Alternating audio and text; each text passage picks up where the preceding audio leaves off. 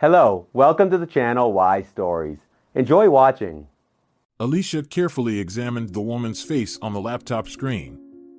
It turned out that the search engine accidentally displayed an article about this Catalina, the founder of a charitable foundation that helps children in difficult situations, those who have lost their parents or come from very poor families. A well-groomed adult woman with a kind gaze and an open smile. So stylish and energetic. Alicia couldn't take her eyes off her face. She kept scrutinizing, trying to remember, was it her or not? It seemed like it was her after all. There was no complete certainty, as Alicia had only seen her once in her life almost 15 years ago. But still, some internal feeling told her, this is the woman who played such a significant role in the fate of their family. What would have happened to all of them if it weren't for Catalina? Or maybe it's not her after all. Alicia once again skimmed through the article. It told the story of Catalina's life. Now she was quite happy, having finally found her true calling. The woman helps children and considers it her life's mission. Catalina even took 3 little ones from the orphanage under her care, the ones everyone else refused to adopt. They had health and behavioral issues, but now they were thriving teenagers, 2 girls and a boy. They posed for photos with their adoptive mother, beautiful, dressed up, and smiling. Yet, just 10 years ago, no one gave them a chance. Catalina proved by her example that the impossible is possible. The key is love, faith in children, and readiness for long and hard work. Of course, not everyone is capable of such a thing. Catalina is wealthy. Her husband is a prominent businessman, the owner of a well-known chain of gas stations. And she herself achieved a lot for many years. She worked as a stockbroker and managed to accumulate a fortune. In interviews, Catalina admitted that she used to consider her career the main focus of her life, and money was not even the primary motivator. Catalina grew up in a fairly affluent family and never knew need. Work just fascinated her, completely consumed her, and inspired her.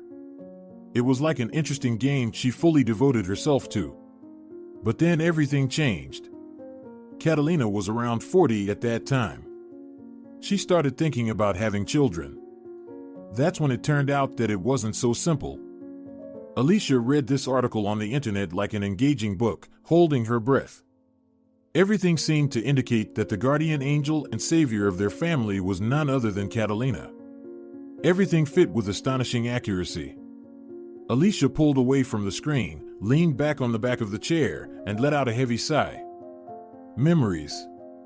Slow waves of heavy memories washed over her. She was on the brink of despair back then.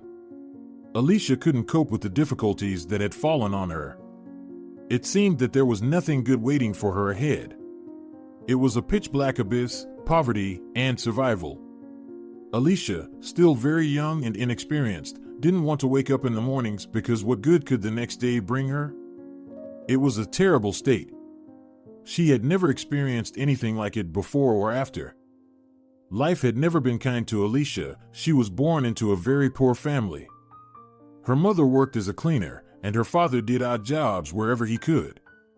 Both of them were uneducated, only finishing school and not pursuing further education.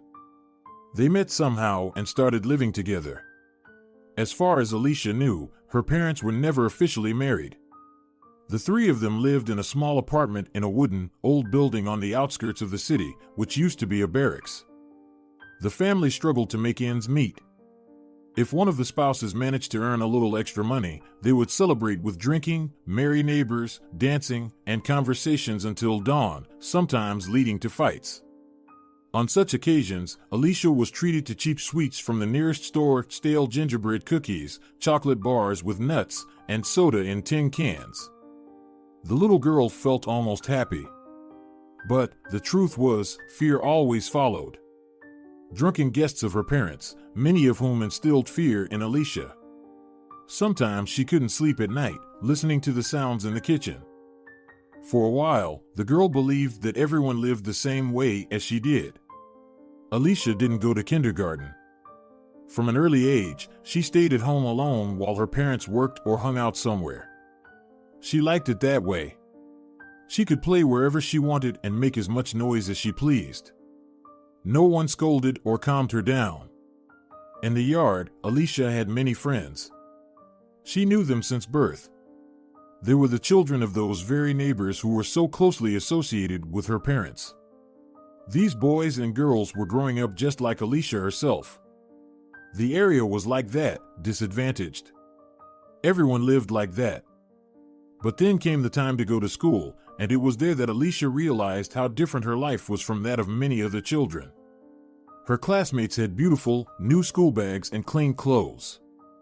They brought in beautiful toys to school, discussed computer games, and talked about trips to the seaside. Alicia. She felt like she was in a completely different world. At first, the children tried to keep their distance from Alicia.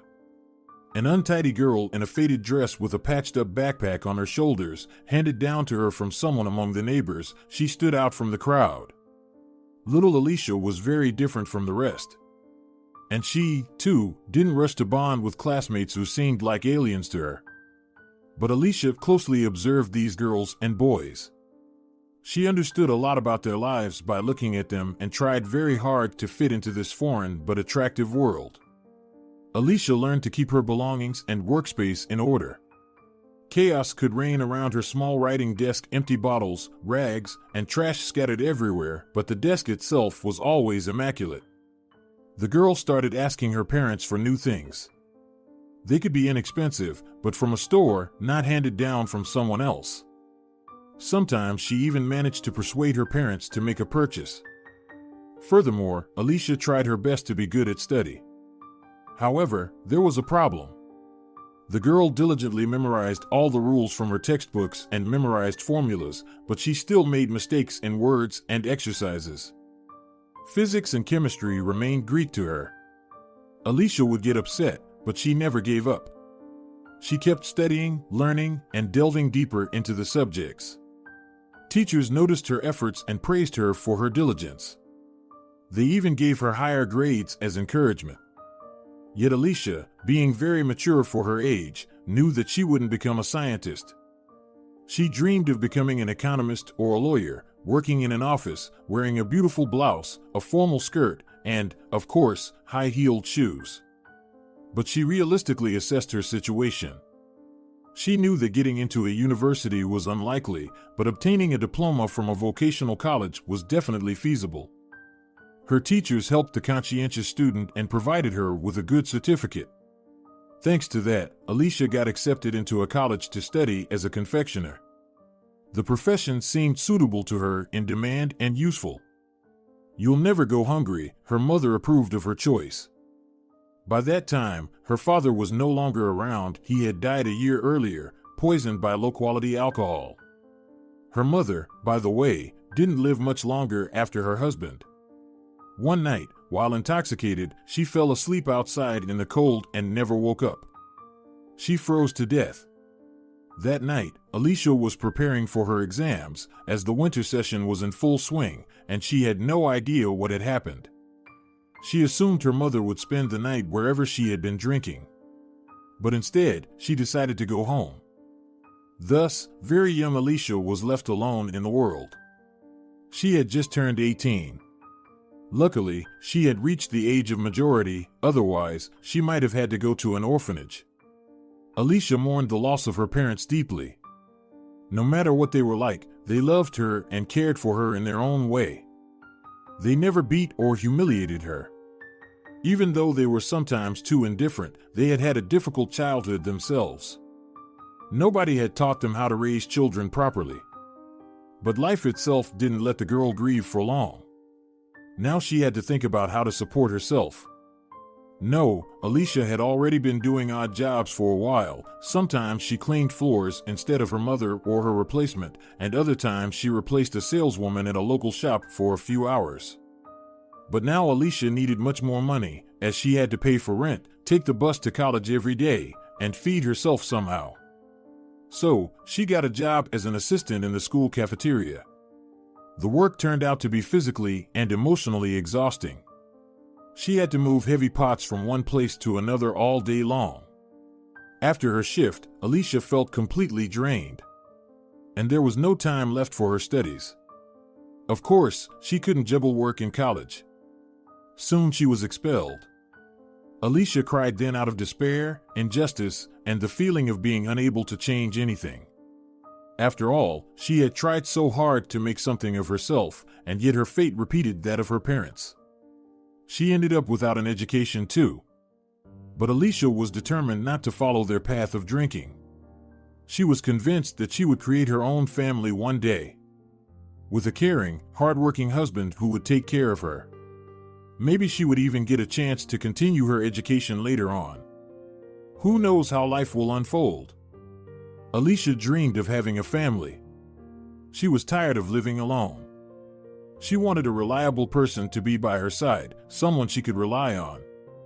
However, the local guys were certainly not suitable for the role of a life partner. They firmly and confidently followed in their parents' footsteps. It was very noticeable. Looking at the boys and girls she grew up with, Alicia was amazed. Didn't they understand that they needed to break away from such a fate, at least try to change something? But it seemed they didn't see anything special in their way of life. Everything was fine for them. They got together, had children, separated, and had fun parties with brawls and long, pointless conversations, just like their parents had once done. They invited Alicia to join, but she always refused, earning a reputation as a snob. "Your character has completely changed, Alicia. You look down on everyone, stopped hanging out with us at all," complained Sylvia, a neighbor girl and once Alicia's closest friend. Sylvia didn't work. Why should she? She already had a little son, and she received quite decent child support. If only she could get alimony from the child's father, but he wasn't working either. Sylvia often invited Alicia to visit her, but she always declined. She knew exactly what was happening behind the doors of Sylvia's apartment. The same things that once happened in her own home, wild parties with meaningless conversations and brawls. Sometimes Alicia wondered why she turned out to be different, kinda unique. Maybe it would have been much easier for her if she were like everyone else. But no. Alicia aspired to something else. She understood perfectly well that she needed to move somewhere else first, otherwise, she wouldn't be able to escape from this swamp. But she was catastrophically short on money. And then Alicia met Arnaud, quite by chance. The girl was returning from another exhausting shift, barely moving her legs. She sat down to rest on a bench and bought an ice cream. She had spent the whole day in the cafeteria, and it was so hot there. She wanted to cool down a bit. It was the middle of May, and the weather already felt like summer. The park was quiet, peaceful, and beautiful. Neatly dressed people strolled along the paths. Pleasant music played from the speakers on a lamppost. Alicia didn't want to go back home, to her rundown shack. There, behind the walls, would be more parties, surrounded by poverty and hopelessness. These people who walked here in the park probably didn't even suspect the existence of that other world. They seemed to believe that everywhere was just as beautiful and happy. Why so sad? A young man sat next to Alicia on the bench. He had a pleasant look and open smile, kind dark eyes, charming dimples on his cheeks, and slightly tousled chestnut hair. Just walking through the park, not bothering anyone, and then I come across such a wondrous sight, a beautiful girl sitting alone on a bench. Very beautiful and very sad. It's not right. Alicia smiled. A cute guy called her beautiful. That's cool. It was nothing like the sleazy compliments she received from her neighbors. But how could she be considered beautiful? She was just an ordinary girl, nothing special. Arnaud, the stranger, introduced himself. "And may I know your name?" "Don't take it as impudence or pushiness. I just want to be able to address you somehow." "You don't mind, do you?" Alicia, the girl, smiled slightly, feeling a bit shy. She was intrigued by what would happen next. This Arnaud didn't push her away or make her uncomfortable. On the contrary, he seemed very friendly. His smile was genuine, kind, and sincere. They ended up sitting on that bench for a long time. They chatted about everything under the sun, sharing stories about themselves, gradually growing closer and becoming almost like family.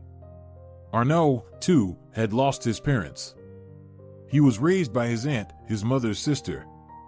He never knew his father, and his mother passed away when he was just 5 years old. The young woman had a weak heart. That's how little Arnaud ended up in his aunt's family. She wasn't exactly thrilled to have an extra mouth to feed. She didn't kick him out of the house, but she couldn't provide him with love and care either. Arnaud accepted this fact with understanding and was grateful to his aunt for not sending him to an orphanage. At least some family is better than growing up among strangers, probably, the young man mused. At least that's what I think. Alicia nodded. Maybe Arnaud was right, but still, his aunt seemed too indifferent and distant. Alicia's own parents certainly loved her. In their own way, they cared for her. Arnaud, it seemed, never experienced parental affection and love. After finishing the 9th grade, he enrolled in a technical school to study welding. However, he didn't finish his education as he needed to work. His aunt had no intention of supporting an 18-year-old mouth to feed. I raised you until you reached adulthood, fulfilled my duty, declared this stern woman on her nephew's birthday. Now, please, start your own life. It's time for you to move out. And so the young man had to hastily finish his driving courses and get a job at the motor depot of a factory. Alicia was amazed when she heard this. It was so similar to her own story. She, too, couldn't finish her education, which is why she had to support herself. She was just a step away from graduating, but she had to rush into finding work. Well, I'm even grateful to my aunt for doing that, smiled Arnaud. Now I'm only 20, and I'm already fully independent. My peers are still living off their parents, but I'm my own boss. Arnaud rented an apartment in a nice neighborhood and managed to find an excellent job. He chauffeured the head of a large plant. His salary was quite good. He had enough for living expenses and even for entertainment. Since that memorable evening, Arnaud and Alicia were inseparable. They started dating, going on various outings together. The young man always came up with something new. They strolled through the old city center, admiring its unique buildings. They even visited a cat cafe, an establishment that Alicia had never even heard of. And many other adventures. After just a month, Arnaud suggested that Alicia move in with him. She gladly agreed. Why not? It was even more advantageous to rent one apartment instead of two. Besides, Alicia had long dreamt of leaving her shabby shack. Arnaud turned out to be kind, caring, and attentive. He was the kind of person Alicia had always dreamed of having by her side. He could do everything: cook, do repairs, and manage money. He was skillful, responsible, and practical. Most importantly, he loved Alicia deeply, and she could feel it. Of course, she loved him too, and the young couple felt genuinely happy together. They believed they could achieve success together. It was not by chance that fate brought two people with such similar stories and views on life together. Arnaud worked as a driver, and Alicia continued working in the school cafeteria. Now she returned home with pleasure.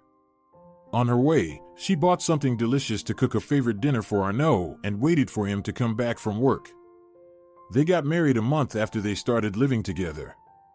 Everything developed so quickly for them. They didn't throw a big wedding. What was the point? They didn't have extra money. They didn't have relatives to witness the solemn event either. They thought it was better to use the money to buy something for the house. They enjoyed a cozy time together in a restaurant. At that moment, Arnaud looked into Alicia's eyes with a serious expression and said he would do anything for their family. We will be happy. We'll have children, and they will be happy too. I would move mountains for us. Arnaud really made an effort to fulfill that promise. He worked hard, received bonuses, which he saved for their future home. The couple had a shared dream, to have their own apartment, and they were working towards it. They both knew that achieving this desire was still far off, but they believed that slowly but surely they would get there. Regarding having children, Arnaud and Alicia decided not to rush. They believed that they needed to earn enough to have their own place first. They wanted their child to have a happy and carefree childhood, unlike their own. However, it seemed that fate had its own plans. One day, Alicia realized that she was expecting a child. It happened one morning, almost like an enlightenment. It was still too early to suspect anything, but Alicia suddenly felt the thought piercing through her: a little one was already living and growing inside her. At first, Alicia brushed off these suspicions, but eventually decided to take a pregnancy test. 2 lines. There was no doubt. Well, becoming a future mother almost didn't surprise her. She had sensed it all along.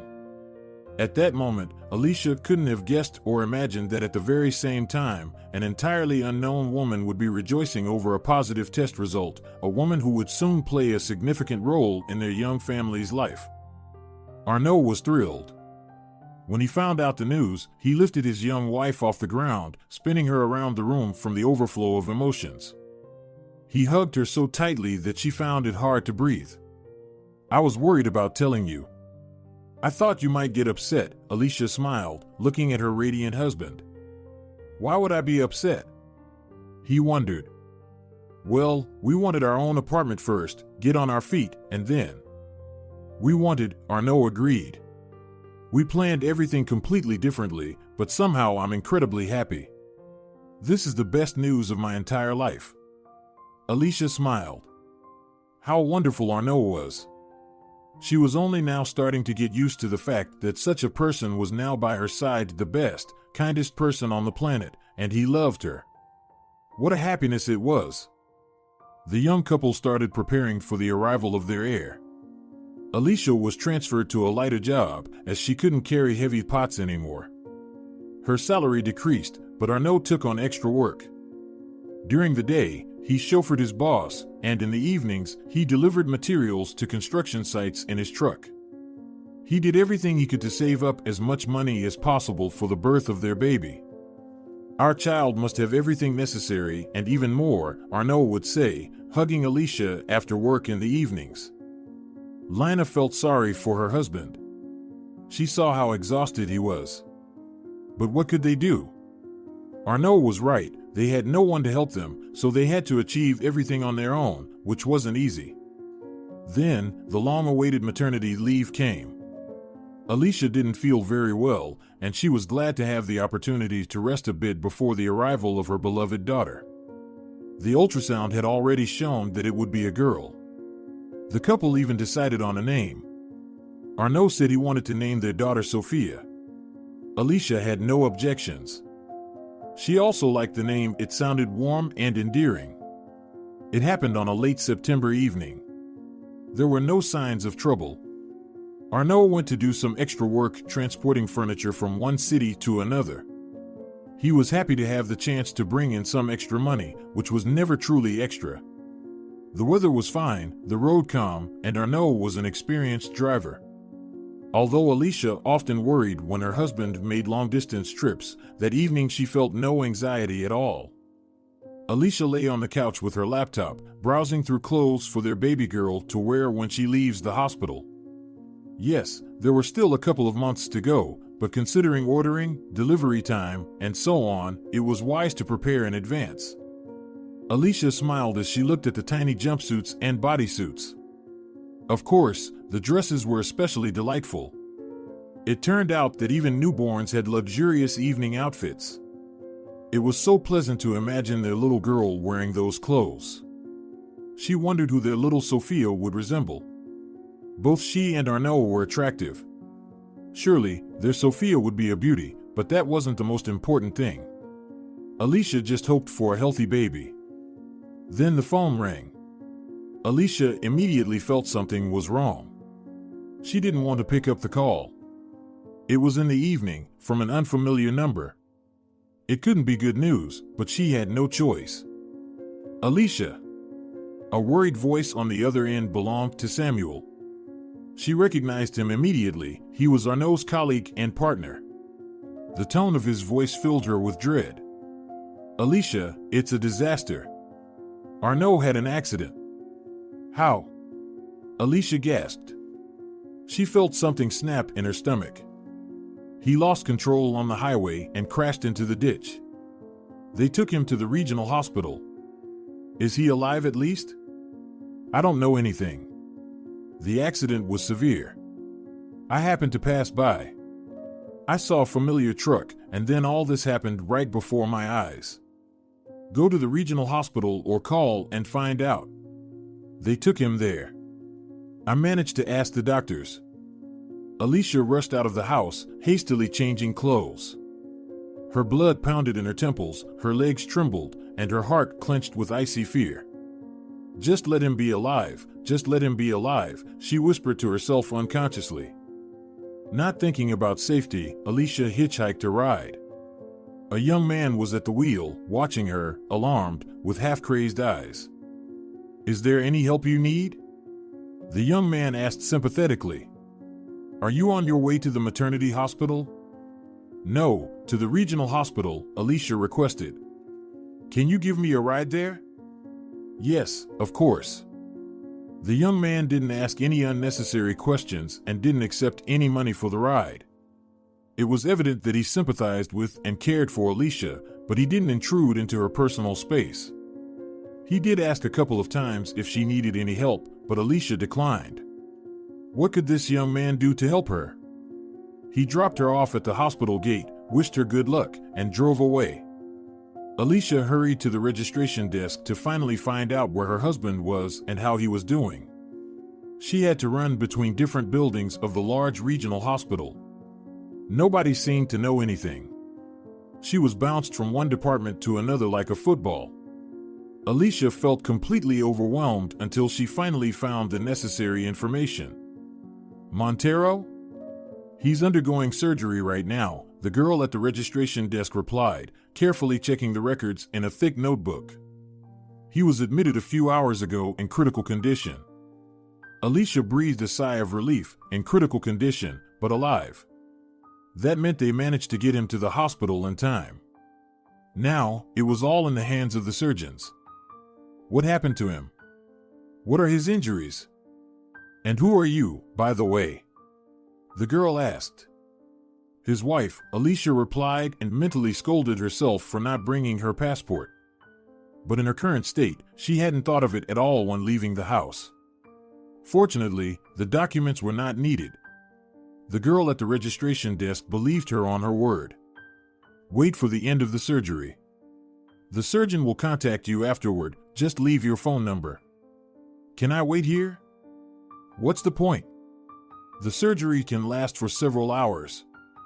It's already late, go home. You need rest in your condition.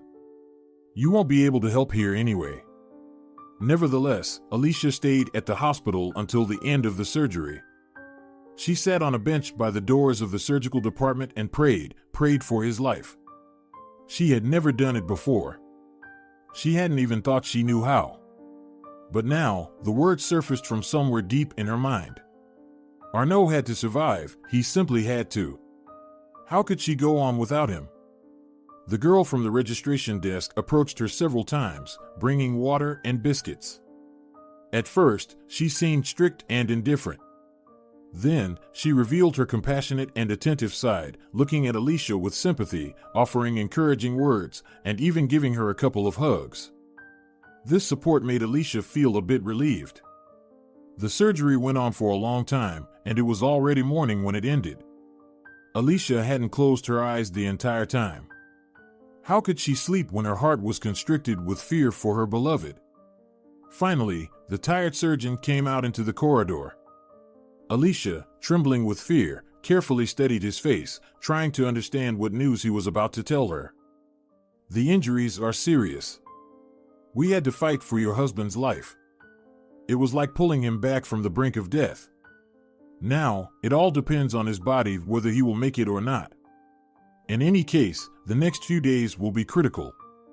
If he survives, his recovery will be complex and lengthy. Alicia nodded her head. At that moment, she wasn't thinking about the upcoming difficulties. The most important thing was for Arnaud to survive. The surgeon explained the details of Arnaud's injuries. His condition was indeed very severe.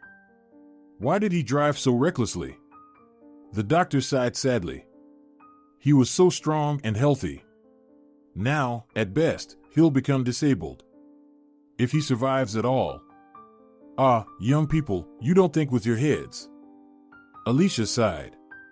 There was no way to explain to this person in a few words that Arnaud was working hard for the sake of their child. He was taking extra shifts, doing any odd job he could find. That's what pushed him over the edge. Perhaps on that road, he lost focus due to exhaustion, which led to the accident. Alicia stepped out onto the hospital porch. It was already dawn. She called a taxi. Thankfully, she hadn't forgotten her phone at home, although she could have, given her state. Suddenly, her phone vibrated again. Who would call her so early? It was the person for whom Arnaud worked yesterday evening. I know what happened, he said. I understand that your husband is in the hospital now. They said he's alive, which is good. But you must understand me too, my truck is beyond repair. The furniture is also ruined. According to the contract, your husband is fully responsible for this. So, please compensate me for the damages. Not all at once, but... Yes, of course, Alicia murmured into the phone and hung up. Only now did she think about a different kind of problem: money. Arnaud was the main breadwinner in their family. He paid the rent for their apartment and bought groceries. Alicia's earnings barely covered their basic needs. Everything else relied on Arnaud's strong and reliable shoulders. And now what? A catastrophe. Where would they find money for food and housing? And likely, they would need money for medicines too. Arnaud needed treatment, rehabilitation. Where would they get the funds? The debt must be a fortune, a truck, furniture. But they had nothing to sell. And little Sophia would be born soon. Tears streamed from Alicia's eyes. Powerlessly, she slumped right on the steps of the hospital wing. And then... Sharp, excruciating pain shot through her abdomen, so intense that Alicia's vision blurred. It seemed to subside for a moment, but then returned with even greater force. Alicia clutched her belly with her hands and writhed in pain on the steps. The agony came in waves. She could no longer think about Arnaud or the financial problems that had befallen their family. Everything became insignificant as long as this infernal pain passed. Alicia called for help with her last bit of strength. Alicia was asked some questions, but her answers were often off topic. Then, someone placed a mask over her face and asked her to count from 10 to 1. Alicia concentrated and began counting. Soon, a blissful darkness enveloped her, bringing tranquility. Alicia felt like she was floating in something soft and gentle. The most important thing was that the excruciating pain was gone, no more thoughts, worries, or fears. Just silence and peace. When Alicia opened her eyes, she was disappointed to find herself in a bright hospital room. Her mouth was terribly dry, and her tongue felt glued to the roof of her mouth, causing discomfort. Alicia was lying under a drip, and some wires were attached to her chest. She felt an odd lightness throughout her body. She instinctively reached for her belly but found nothing there. How was this even possible? Alicia's forehead was covered in cold sweat from fear and anxiety. "Hey, someone!" Alicia shouted with all her might, but her voice came out weak, barely audible. Fortunately, someone noticed the patient. A woman in a white coat, either a doctor or a nurse, entered the room. "Where is my baby?" Alicia asked a question upon which her entire life depended. She had never been so terrified before. "Your baby girl is in the premature babies ward." "She's alive," the hospital staff member hurried to reassure the patient. "You had premature labor due to stress. It's a good thing you were in the hospital at the time. We were able to provide quick assistance." "Is she alive?" Alicia clarified again. "Yes, she's alive. A good girl, quite robust, but she needs to grow in an incubator. After all, she's premature. I've seen many such children." She will be fine, of course, rehabilitation will be necessary, but she's not critical. Don't worry. Alicia nodded gratefully. The main thing was that Sophia was alive. The young mother immediately believed the woman in the white coat. Everything would be fine with her daughter.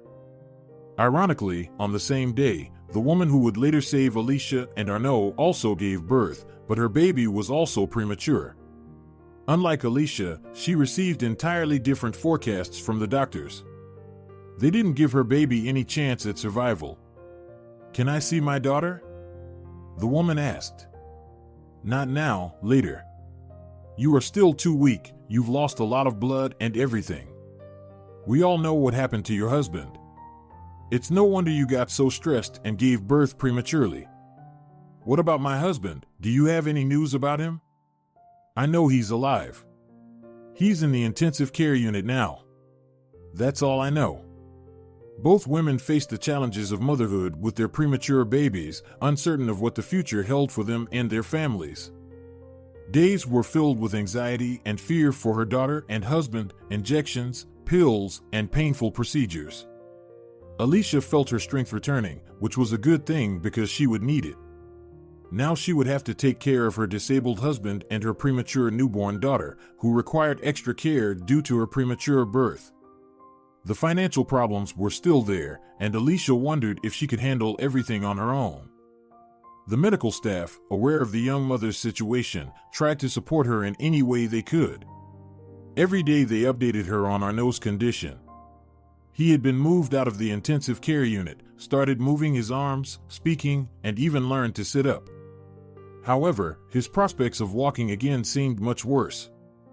Everything pointed to Arnaud never being able to get out of his wheelchair. Meanwhile, little Sophia was doing well. She was growing stronger and gaining weight, which was the most important thing. Alicia was allowed to visit her on the third day after her birth.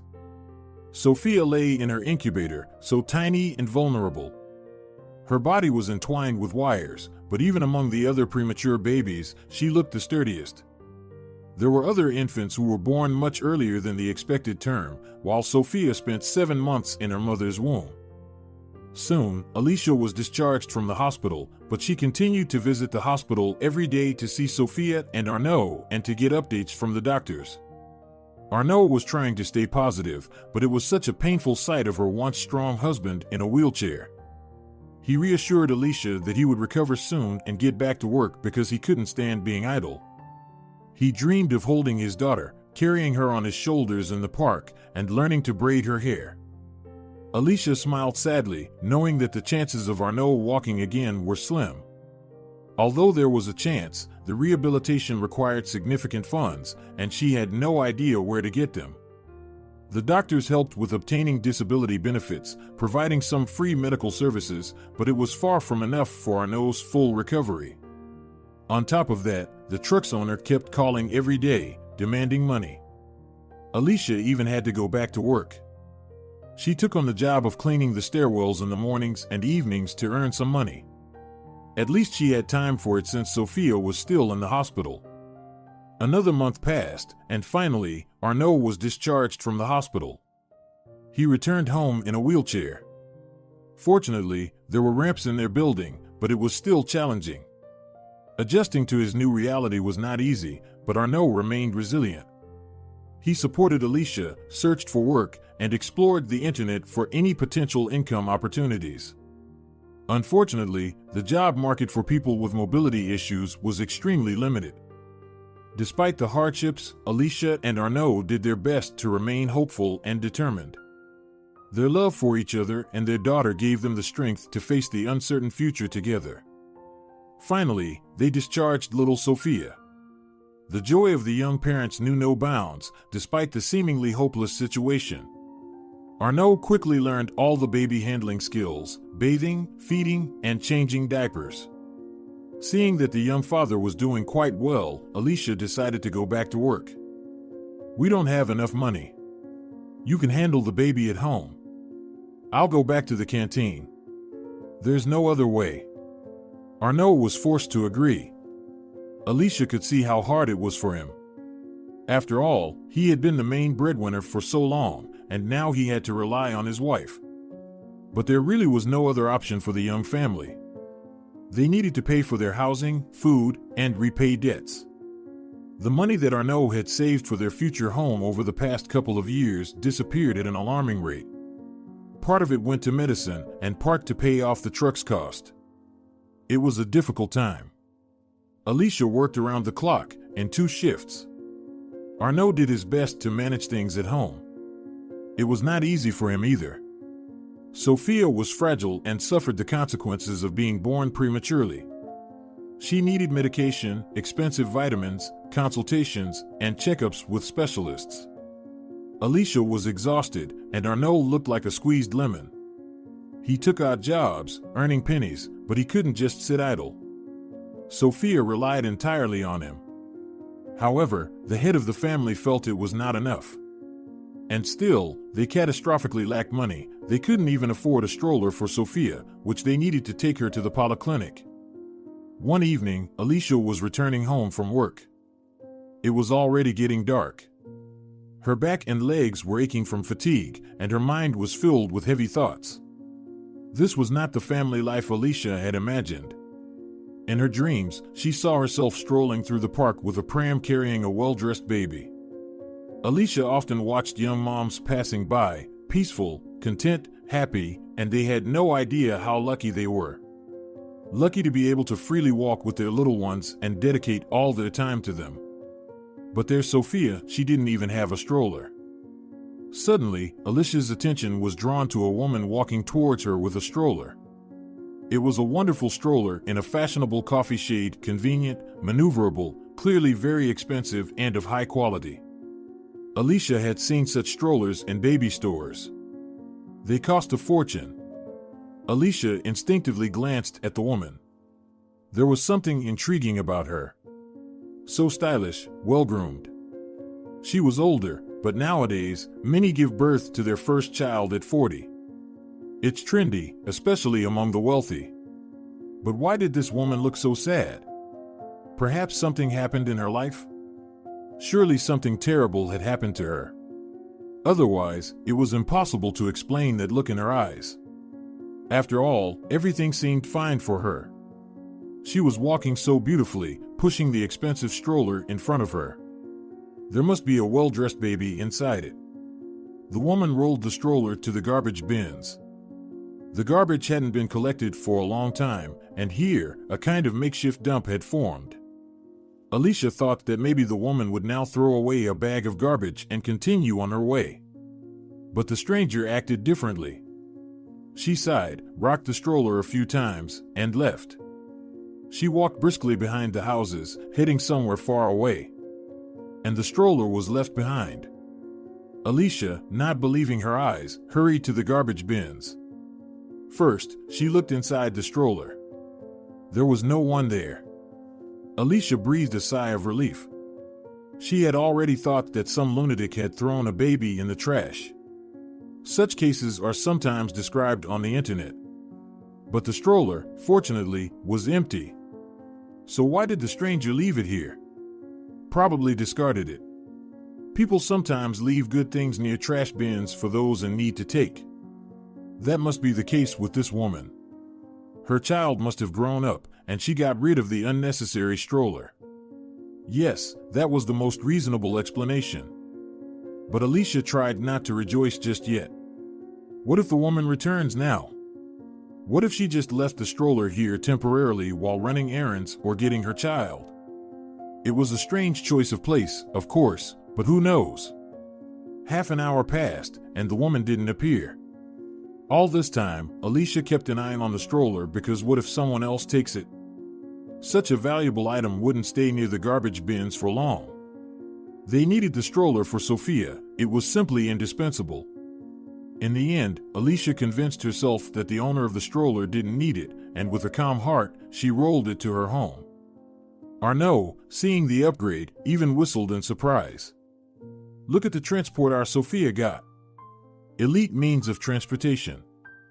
I'm amazed myself, Alicia smiled. The woman left it right in front of my eyes and walked away. I waited for a while, hoping she'd come back. But no, she didn't return. It's strange. Such a beautiful, obviously expensive stroller. She could have sold it and made a lot of money. The stroller is in excellent condition, like new. It's strange indeed, Alicia agreed. It looks like they used it very carefully. Or maybe they didn't use it at all, Arnaud shook his head, carefully examining the tires. Well, never mind, we'll never understand the rich. Arnaud volunteered to wash the stroller himself, and that's how he discovered the letter. A folded sheet of paper was lying in the side pocket of the stroller. It was a whole message. Come here, Arnaud called his wife. At that moment, she was playing with Sophia. This is just... I can't believe it. Read this, the guy handed the sheet to his wife. Where did you find this? It was in the stroller. I don't even know how to react to this. It's an incredible letter. I apologize for the oversight. Here is the translation following your request. Alicia took the paper from her husband's hands and began to read. Beautiful, almost calligraphic handwriting, a light style. Clearly, it was written by a very educated person. And the meaning itself. Yes, Arnaud was right. It was an incredibly unbelievable story. Hello, people who found this letter, the message began. If you're reading this, it means the stroller has finally found its little owner, and that's just wonderful. My name is Catalina. I decided to leave the stroller precisely near the garbage bins so that it could go to those in need, to people with a little one, who have no money for a baby carriage. May this stroller serve you well and help you raise your child. Undoubtedly, you are people with low income, perhaps even living on the verge of poverty. Various situations happen. Why am I so sure of this? It's simply because hardly anyone from an affluent family would pick up a stroller from a landfill. Such people prepare for the arrival of a child in advance. They make lists, choose things in baby stores. I was just as fortunate recently. But you are happy, even happier than me. Because you have the most important thing, your child, your little son or daughter.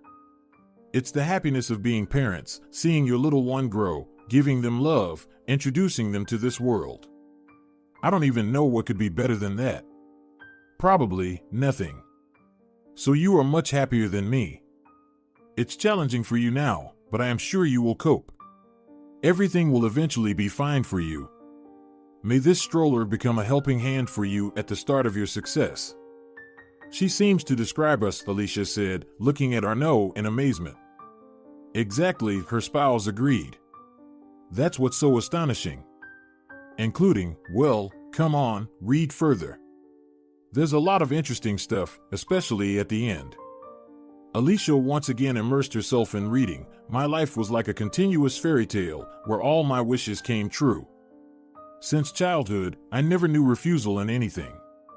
My father is a successful businessman, and my mother is a thriving financier. From both sides of the family, I was the only granddaughter. Can you imagine how they spoiled me, how much love, attention, and care I received? They invested so much in me. And I knew that the time would come, and I would pass all of this on to my children. From a young age, I dreamed of a large family, and in games with my friends, I always took on the role of a mother with many children.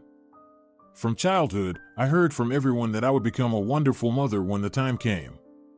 So I grew up with this thought in my mind. And then I grew up. It turned out that life was vivid, diverse, and interesting. We traveled a lot with my parents, but trips with friends were something entirely different. In general, I had a happy student life. I even had a chance to live abroad and visit various corners of the planet. I ended up in all sorts of adventures. As they say, there will be plenty to remember in old age. It was a very joyful period of my life, vibrant and eventful. And then I got interested in stock market trading. It just happened that I became a successful broker, although I never aspired to it. I thought I'd get married, have children, as I once dreamed, and focus on family life. But it turned out differently. Work completely consumed me. the thrill, success, and recognition from authoritative financiers. I was invited to conduct seminars in prominent business centers, and business sharks listened to my words. It all made my head spin. I didn't notice how my priorities changed. Of course, sometimes I thought it was time to get married and become a mother. Time was passing by. But, on the one hand, I was still young, and on the other hand, there was no one around whom I saw as my spouse. Perhaps these were just excuses because I was content with the life I was leading. Watching friends who were immersed in children's affairs and problems, I cherished my freedom. The once lively, energetic girls turned into something else. All they talked about was their kids and their accomplishments. It made me feel melancholic. I felt like a queen, successful, respected, and indispensable. Notable economists sought my advice, and magazines wrote about me. Indescribable feelings. This glitter and glamour overshadowed my most profound desire. I had always dreamt of children, wanted to take care of little ones, teach them something, love them. But during that period, for some reason, I decided that motherhood was for the lazy, limited housewives. I even judged women entirely devoted to their children, considering them capable of nothing else but giving birth. I almost stopped socializing with married friends. Their children irritated me. I don't even understand how it happened. Are you child-free now? One of my acquaintances asked me once. She had recently given birth to a son and couldn't think about anything else. I pondered. No, not child-free. It's just that during that period, I didn't want to burden myself with all of that. After all, it felt amazing not to depend on anyone, to be free and carefree. If I wanted to, I flew to the seaside with friends. If I wanted to, I went to clubs or shopping. If I wanted a new romance, I dove headlong into beautiful relationships. I thought I would have time later, in the future, to become a mother someday, many, many years from now. For now, my life was already vibrant and exhilarating enough. And then, somehow, I got tired of it all. The work, the risks, the superficial romances, the clubs, the drinking, the dancing, even the travels. I longed for the warmth of a family, a reliable person by my side. It seemed that the time had come. However, by then, I was already 35 years old. I remembered my long-standing dream of becoming a mother of many children. Now, I looked at my married friends not with contempt or pity, but with a hint of envy. I, too, wanted all of that, a husband, children, a family. It was at that moment that I realized that work and recognition could never replace the warmth of loved ones. These thoughts brought tears to my eyes. Perhaps I had grown up. And right at that moment, I met Victor. It was a chance encounter at a cafe where we both had breakfast before work. Between us, as they say, a spark ignited. We exchanged glances at first, then he approached me. "Señorita, I've been looking at you, and I can't take my eyes off you. You are incredibly beautiful, and your eyes. They are so amazing. I can see from them that you are a very kind and compassionate person." It was delightful to receive such a refined compliment, especially from a man who appealed to me from the first glance. But I hastened to disillusion him. For some reason, I didn't want to hide anything from this man. "You don't quite understand people. You don't know me at all and assume that I'm kind and good. It's not true. Seems like you still don't know yourself well," Victor smiled. "But I am good at reading people, and I never make mistakes. You will understand that later." We started talking, and Victor immediately caught my interest. He was so intelligent, insightful, and most importantly, he looked at me with admiration and tenderness. That's how our relationship began. Half a year later, we were already celebrating a lavish wedding. He turned out to be the owner of a small dairy plant. What captivated me the most was his sense of humor and caring nature. Finally, I felt like a woman in the full sense of the word with him. It turns out it's very nice when someone cares for you, protects you. Of course, we didn't delay the question of having children since both of us were at an age when it was high time to become parents. He dreamed of having a big family, just like I did once. By Victor's side, my childhood dream came back to life. I realized that above all else, I wanted to be a mother, and as soon as possible. It was at this point that things turned out to be not so simple. The coveted pregnancy was not coming. For the first time in my life, I couldn't get what I wanted so badly. It was disheartening. Victor tried to reassure me, telling stories about his acquaintances who also didn't become parents right away. But it didn't ease my mind. I would lash out at my husband, even though I loved him deeply. He patiently endured all my outbursts. To this day, I don't understand where he found so much strength. After some time, we decided to seek medical help. At first, the doctors struggled to diagnose the issue. Both Victor and I underwent extensive examinations. Money wasn't a problem, so we visited the most renowned doctors both in our country and abroad. Finally, after some time, the doctors found the cause. The problem was with my health, a subtle genetic issue that was nearly impossible to detect. However, they couldn't come up with a solution to fix the situation. If I had decided to become a mother earlier, it might have worked out. But the years had turned against me in my case. They warned me that chances were almost non-existent, and that's when I enthusiastically embraced the challenge. I was not one to give up or lose in anything. The words of the doctors were taken by me as a challenge. And so, again, it was treatment, examinations, endless tests, and procedures. I stopped working altogether. Nothing else brought me pleasure. I had a goal, and I systematically pursued it. How could it be that my dream might not come true? Such a thought just couldn't fit into my head.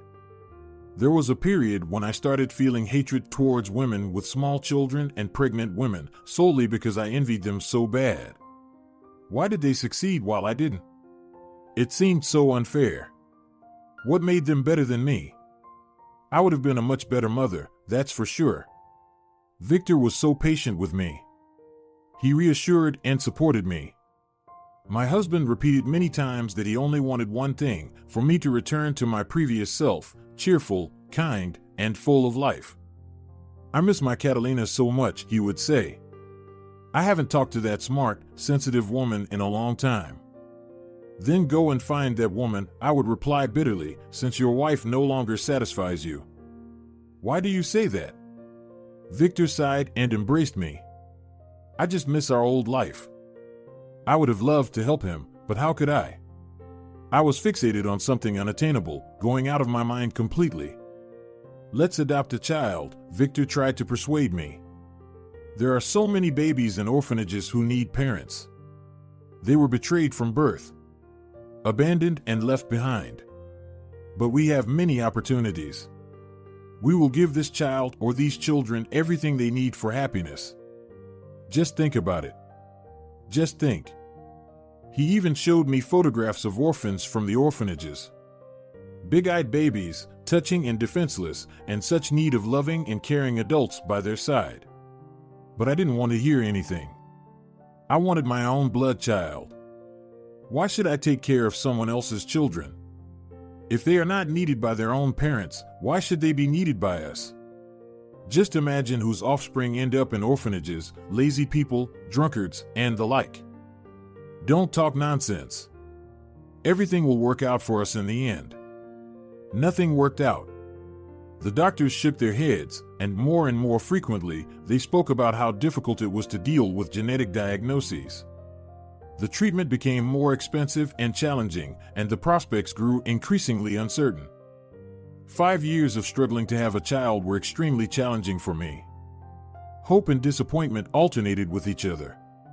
At times, I lived in anxiety, and at other times, I felt intense pain from another failure. Victor. Where did he find so much patience? He was always there, supporting me, even when I acted irrational. Occasionally, my husband would bring up the idea of adoption, but I refused to listen. His persuasion seemed to spur me on. Now I wanted to prove him wrong. We would have our own child because I said so, while he was offering some nonsense. I tried everything imaginable, innovative methods, folk medicine, and even sought the help of healers. A shaman ran around me, uttering strange words and filling the room with suffocating smoke. But even then, I believed I was doing everything correctly. I knocked on every door and used every opportunity. I must have lost my sanity for a while. Victor looked at me with pity and concern. He was very worried about my well-being, as I was not behaving like myself. Finally, the miracle happened. One May morning, I found out that I was expecting a baby. My joy knew no bounds, and tears of emotion streamed down my face. I gazed at the positive test, and my legs trembled. Finally. In that moment, I wished I could fast forward life to experience the happiness of my long-awaited baby being born. Though there were still months ahead, I already felt like a mother. The doctors were astonished. According to them, there was no hope, but my case turned out to be a miracle. Naively, I believed it was because my desire was so strong that it changed the world and the order of things within it. I felt almost almighty. Victor was, of course, also overjoyed. I sensed a sense of superiority over him. Well, how could he be right when he had talked so much about adopting children, trying to reconcile me with our situation, and ended up being wrong? I rejoiced in this triumph as well. Now, it's embarrassing to write such things. Forgive me, readers, for describing everything in such detail.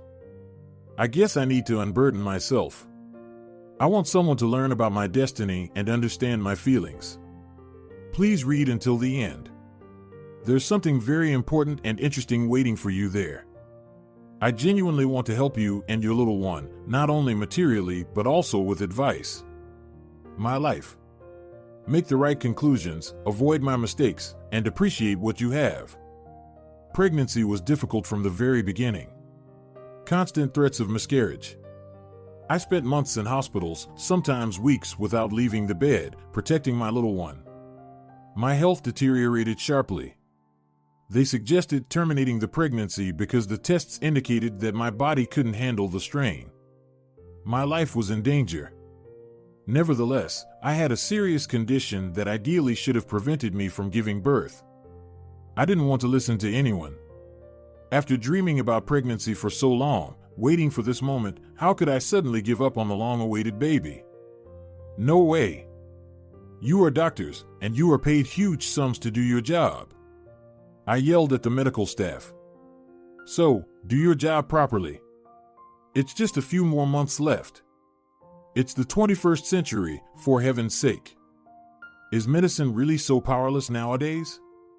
We are doctors, yes, you're right. Doctors, but not gods. If you suffer, the baby suffers too. The consequences can be catastrophic, there are no guarantees. You must understand this, they replied. But I didn't want to listen. By that time, I already knew I was carrying a son. He even appeared in my dreams many times. For the sake of this little one, I was ready to endure any pain and spend all 9 months in the hospital if needed. I needed a child, and I didn't even think about the fact that the baby suffered in a womb not adapted for pregnancy.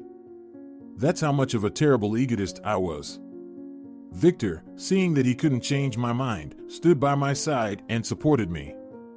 He stopped arguing to avoid stressing me unnecessarily. He agreed with everything, held my hand, calmed me down, bought all the necessary medications, talked to the doctors, and simply hugged me when I needed it. My condition worsened. I hoped that the baby suffered less, but the ultrasound showed that things were also very, very bad with him. I was so afraid for my little one. He was the meaning of my entire life. I talked to my son, asking him to hold on. To distract myself, I browsed websites with baby products, looked at strollers, and chose clothes for my little boy. It was such a pleasant distraction. Many packages arrived at our house, and there were so many of them.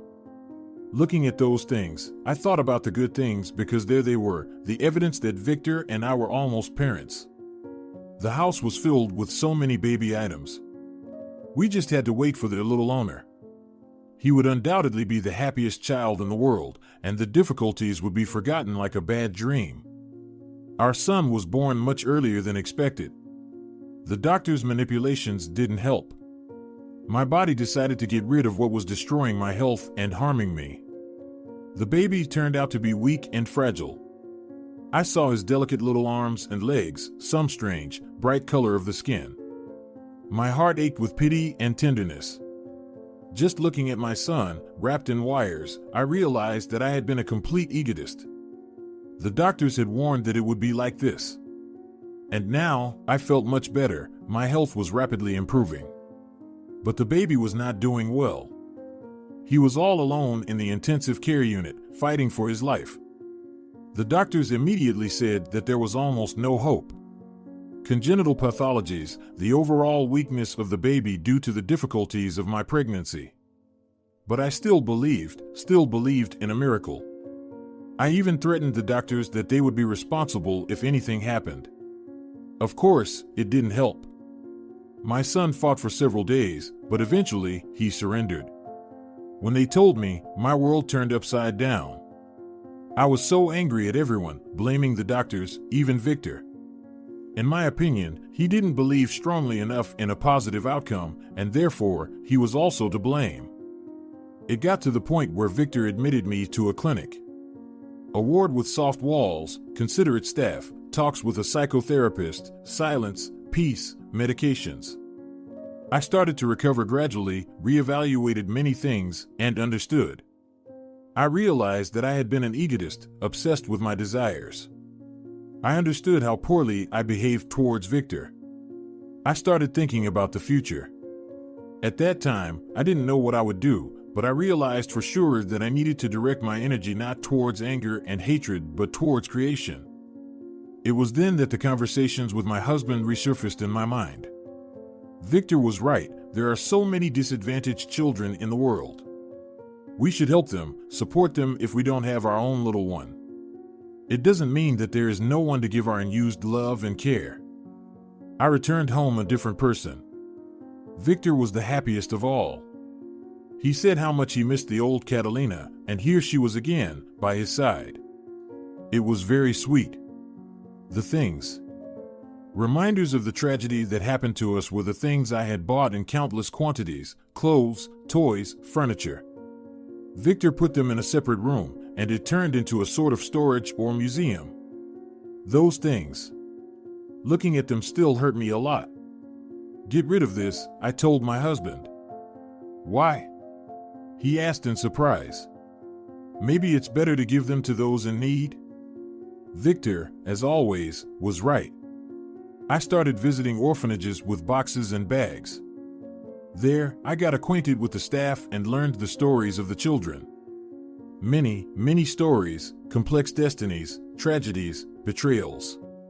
Someday, when I have more time, I will write a book about it. People need to know. It fascinated me.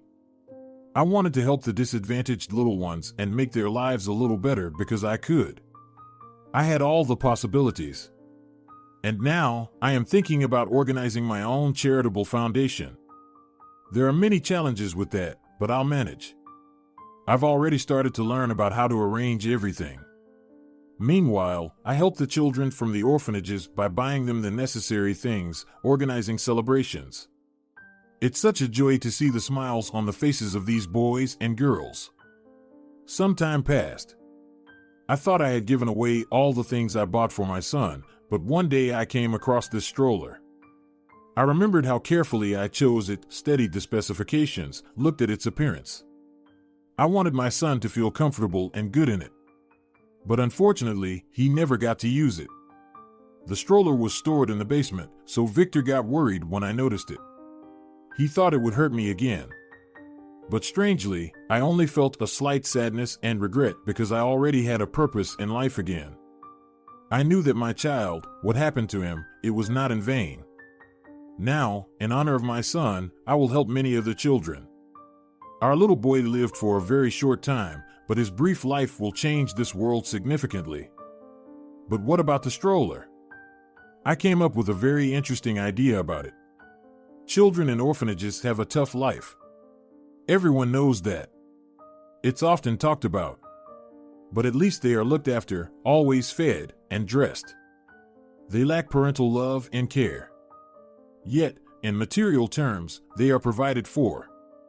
However, there is another category of children. Their parents earn barely enough and can't even buy them the essentials. How many such families do we have? They usually receive no help. There's a mom and dad, so they should raise their offspring, that's what most people think. But situations can be different. Not only lazy and irresponsible people end up in difficult situations. I decided to leave this stroller where it will surely be found by people who desperately need it. Good things that are no longer needed are usually left near trash bins.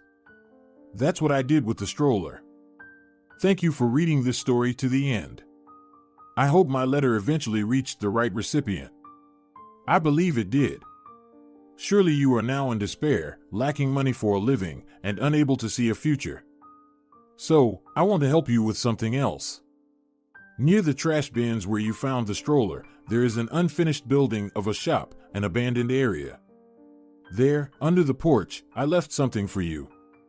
I hope it will help you to rebuild your life and raise your baby to be a worthy person. Good luck to you in everything. Catalina. Alicia, in bewilderment, put the letter aside and looked at Arnaud. Do you think it's all true? Are you talking about what's waiting for us under the porch of the unfinished building? And about that too. And, in general, about this whole story. I don't know what to think, Arnaud shrugged. But I'll definitely check under the porch right now. I don't want to wait until morning. The young parents put baby Sophia to sleep, waited until she fell soundly asleep in her crib, and went outside. They weren't worried about their daughter, they knew she would sleep for at least 4 hours. And they didn't need that much time, the unfinished building was very close, they would handle it within 20 minutes. Here it is, Arnaud said, deftly wheeling the stroller up to the porch of the unfinished shop. He bent down and started feeling around under the porch. Alicia stood next to him, feeling a bit anxious. She looked around. Who knows, maybe it was some kind of prank or, even worse, someone wanted to set them up. What if someone was watching them from around the corner right now? Look! Arnaud exclaimed, pulling out a small package wrapped in cellophane. He immediately tore open the wrapping and whistled in surprise. Alicia looked at what he was handing her. It was a thick bundle of bills. A lot, a whole fortune. Alicia even pinched herself to make sure it wasn't a dream. There was a considerable amount of money here. Maybe they're fake? The girl doubted. No, it looks like they're real. Arnaud carefully examined the bills. So, everything in this letter is true, from the first word to the last. Unbelievable. Alicia still couldn't believe it. She couldn't believe that unknown people saved their family from an inevitable catastrophe. But that's how it turned out in the end. The money was enough for Arnaud's rehabilitation. The young man quickly got back on his feet at a private medical center. Now he could work again. They say the truth, if you want to make a person happy, take something away from them first, and then give it back, Arnaud rejoiced. Finally, he could walk again. Although, it took a long time to learn how to do it. Not everything worked out right away. Together with their daughter, they took their first steps, one from birth, the other after the accident. The young couple also had enough money to buy their own apartment. A small 2-room flat in a not-so-prestigious area of the city, but it was their own, cozy, dear, and beloved. With great pleasure, the young parents renovated and arranged their nest. Yes, the money found under the porch was enough for them to settle in their new place. Moreover, Arnaud was back to work, so the family was no longer struggling. Alicia could peacefully stay on maternity leave with Sophia. She no longer had to work from dawn to dusk in the canteen. What a joy it was to see her child grow, introduce her to the world, spend time with her without worrying about survival. Arnaud paid off his debt to his previous employer and found a new job. Now he no longer worked multiple shifts and was much more attentive and cautious than before. Life had improved. One day, Alicia was strolling in the park with the stroller, the same stroller of a wonderful coffee shade. Its design allowed it to transform into a sitting transport. Little Sophia was kicking her legs in the stroller, looking curiously at the world around her. In her light white dress and a fancy hat, she looked like a doll. Alicia suddenly realized that she was now that happy young mother, one of those she had once envied so much. And all of this was thanks to Catalina, the woman who had gone through a tragedy but managed to overcome herself and find her true calling. Perhaps now Catalina was helping other children, orphans, and babies from poor families. It's wonderful that there are such people in the world.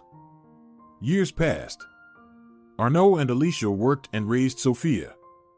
They were no longer destitute. They became an ordinary family with average income, and they could even afford to go to the seaside sometimes.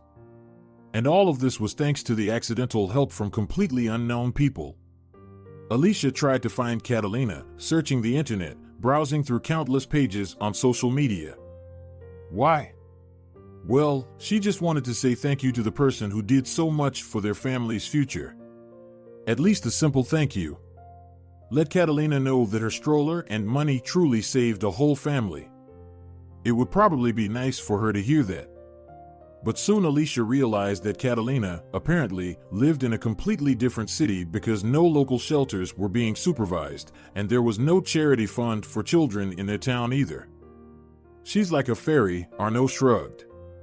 He also wanted to find their savior. Appeared out of nowhere in a difficult moment and then vanished without a trace. Pure mystique. Our guardian angel, no doubt. Years went by. Sophia grew up and turned into a very pretty girl. She always studied excellently. Her parents were proud of her and really hoped that, unlike them, she would definitely get a good education.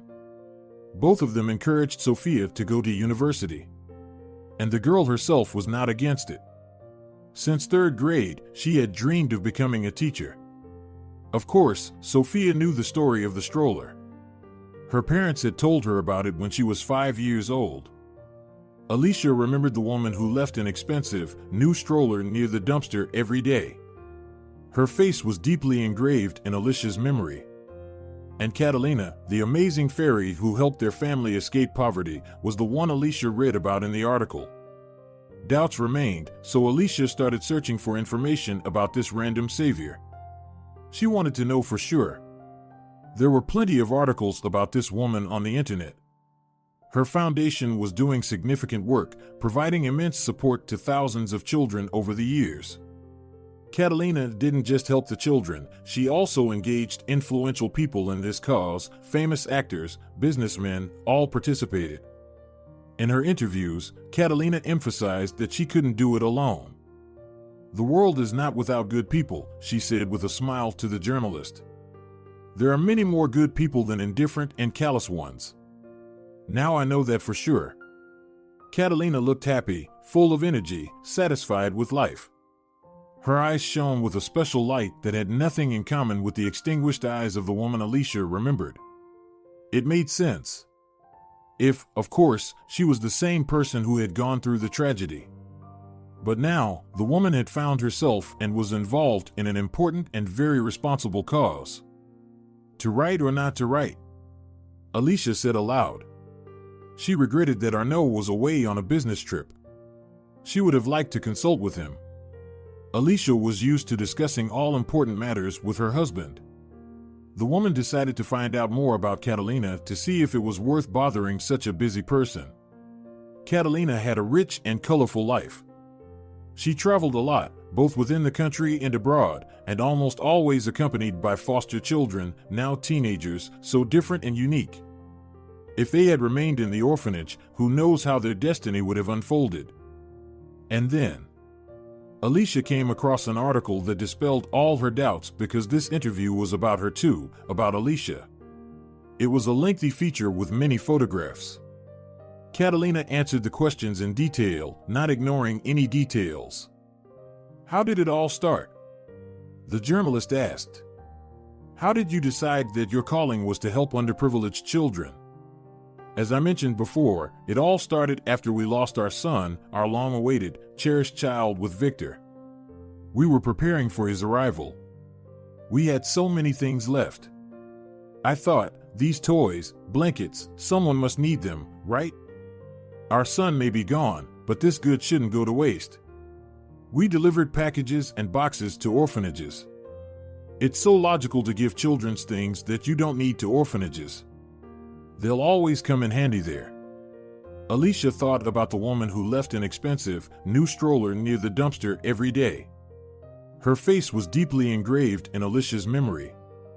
And Catalina, the one she read about in the article, was the amazing fairy who helped their family escape poverty. Doubts remained, so Alicia started searching for information about this random savior. She wanted to know for sure. And then, when I thought I had gotten rid of all the things, that very stroller caught my eye. The stroller I carefully chose for my child. It hurt, I won't deny it, but by that time, I had learned to cope with my emotions. And I decided that I should help some needy family, people who had a baby but didn't have money for new things for the little one. Find a special family. Any family wouldn't do for me. I even traveled to neighboring towns, looking, observing. I felt like I was going crazy, but I still continued this strange pursuit. Perhaps the tragedy clouded my mind back then. In any case, I have no regrets about anything. And one day, I saw a sad girl. There was so much worry in her eyes. Visually, it was evident that the girl's fragile shoulders were burdened with the heavy weight of problems. She was walking through the park next to a guy in a wheelchair. Probably her husband. The girl was holding a tiny baby in her arms, hugging the little one, and she looked so beautiful. But she didn't realize it herself. Her eyes' desperation was splashing in them. The young man in the wheelchair was brave, even smiling, but I could see he was also on the edge. I followed this family. They captivated me deeply. I walked a little behind them and listened to their conversation. The guy needed expensive treatment. As I understood, something happened to him not long ago, and he ended up in a wheelchair, losing his income.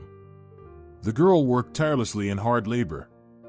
Her husband took care of the baby as much as he could. But the most important thing, they talked about the stroller. The stroller? The journalist asked. Yes, the stroller. It became a kind of sign for me. They dreamed of a stroller for their baby. It would be easier for the man to take the baby to the clinic. And then something clicked in my mind. I realized they are the family I simply must help. But a stroller alone was not enough. These good people wouldn't be able to get out of poverty on their own. They needed help to get started, and I could provide it. Not only could I, but I also really wanted to, because how else? I'm sure they handled the money properly. Money? The journalist didn't understand. Yes. I decided to give them not only a stroller, but also a sum of money that would be enough for the guy's treatment and maybe even a small apartment. But how to do it without arousing suspicion? I thought about it for a long time, and then the plan just came together in my head. Alicia pulled away from the screen and smiled. Well. Now she was hearing her story from another perspective. It was so interesting, captivating, and unusual. The woman took that very letter out of the photo album. Of course, Alicia and Arnaud kept the message. Catalina wrote it many years ago. She sincerely wanted to help the family that found themselves in dire straits. I wrote a whole message to the future owners of the stroller on both sides of the paper. In it, I told them about my life, the history of the stroller. It was like therapy for me. I felt as if I was talking, releasing my pain, and healing. At the end of the letter, I gave this young couple a hint about where to find the money. I hope everything worked out well for them. I really wanted to know the fate of this family, so I even deliberately came to that city later, but I never met them again in the park. Perhaps they moved somewhere, or we simply missed each other. We good, Alicia whispered directly to the monitor. Thanks to you, everything is truly wonderful. But why didn't you just give them the money? The journalist didn't understand. I can't remember now. I was in a strange state back then. Maybe I didn't want them to feel uncomfortable or scared. After all, my story is not an easy one, and the situation itself could have seemed suspicious. In any case, I wanted to remain a mysterious stranger to this family, like a good fairy. It turned out to be an almost legendary story. I'm sure it will be passed down from generation to generation in that family. Almost like a fairy tale. A fairy tale. Alicia smiled. That's right. For a long time, Sonia believed that a fairy really helped them. So, that meeting wasn't accidental? Did Catalina know in advance that the stroller and the money would go to them? Nevertheless, this story had enough happy coincidences. After all, Catalina came to their city in search of a suitable family and met them with Arnaud in the park. They must have attracted attention. A strange trio, a young, bewildered woman, a tiny baby, and a guy in a wheelchair. Catalina noticed them, followed them, overheard fragments of their conversation, and became convinced that she should help them. Alicia didn't ponder anymore. She was already writing a message to Catalina. It turned out to be long, almost like that memorable letter from the stroller. Alicia detailed her story to this woman, mentioning poverty and despair. The accident, the disability of the sole breadwinner, the birth of their premature daughter, enormous debts. Catalina had to know that her help truly saved an entire family. At the end, Alicia wrote about her life today and even attached photos of her family, including those from their vacation at the seaside. There are no words to express our gratitude, Alicia concluded her letter. The woman read the message once more and clicked the send button. If you're enjoying it as well, leave a like and subscribe.